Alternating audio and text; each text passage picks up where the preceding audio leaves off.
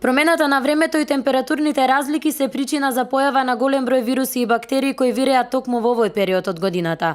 Детските клиники, но и центрите за брза помош се со полни раце работа.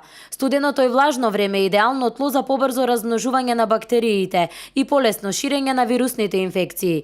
Нивната трансмисија, според докторите, е олесната и затоа што граѓаните постојано се во затворени простории, каде има поголема група на луѓе. Освен вирусните, имаме и бактериски интестинални инфекции, гастроинтестинални инфекции, од кои најчести се Ешерихија коли како прозрокувач, салмонела и шигела.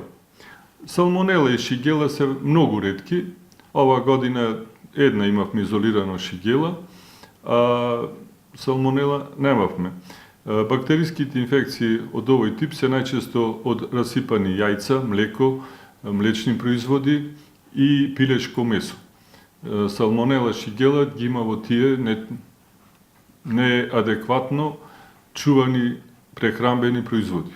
Гастроинтестиналните инфекции се најчестите инфекции кои се појавуваат кај луѓето. Иако најчесто поминуваат без поголеми последици, овие инфекции, доколку не се диагностицираат и не се третираат, може да бидат причина за посериозни нарушувања, особено кај повозрастната популација, кај малите деца и имунокомпромитираните пациенти. Овие инфекции многу лесно се пренесуваат без разлика на причинителот, тешко се контролираат и поради тоа може да представуваат сериозен здравствен проблем. Овие, за разлика од вирусните, се лечат со антибиотици, меѓутоа сето тоа треба да се изолира, да се клинички да се утврди, клиничките знаци се слични, со разлика на кај некои, кај шигелата може да има крваво слузави столици, кои што веќе нас лекарите, педиатрите не упатува на друг вид на терапија. Симптомите на гастроинтестиналните инфекции се повраќање, абдоменална болка, грчеви и диареја. Дополнителни компликации може да бидат предизвикани од дехидратација и губењето на електролити.